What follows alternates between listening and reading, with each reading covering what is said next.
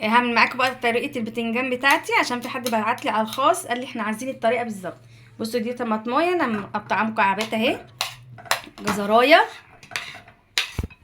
فلفل رومي اخضر على احمر، عود بقدونس على عود جرجير، كل دوت احنا مخرطينه مكعبات.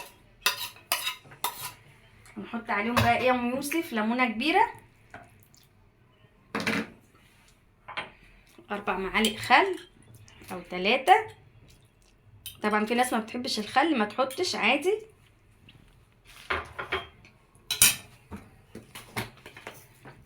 كزبره، شويه كزبره،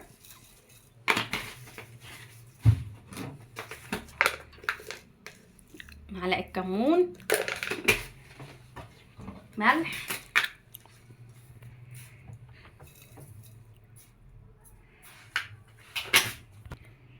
قلبت كله بقى مع بالحياء. هنحط شويه كده من هنا في قعر الطبق كده نسويه،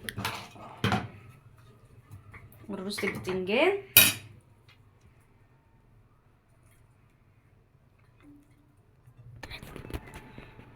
رحنا رصينا البتنجان حلو اهوت، نروح حاطين عليه بقى على الوش كده. جربوه بقى وقولوا لي طعمه جميل جميل جميل، احلى من المطحون في الخلاط، تغيير.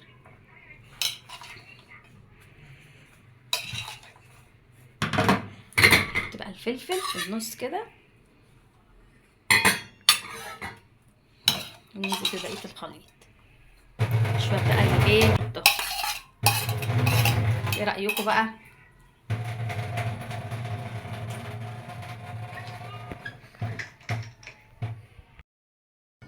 احنا بقى عملنا شويه عدس سلقناهم، جبنا ربع كيلو عدس وبصلايه وطماطمايه وحبايه جزر وسلقناهم حلو، وهنمسكه نعمله في الخلاط ونعمله بشويه شعريه.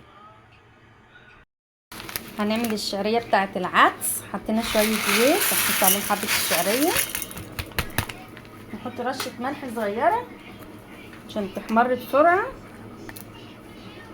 شويه صغننين خالص اهو عشان يبقى كلها لون واحد.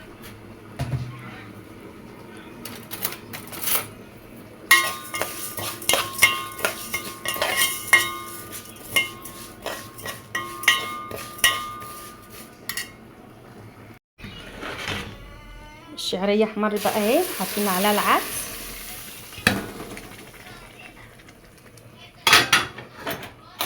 يغلي بقى ونحيقه.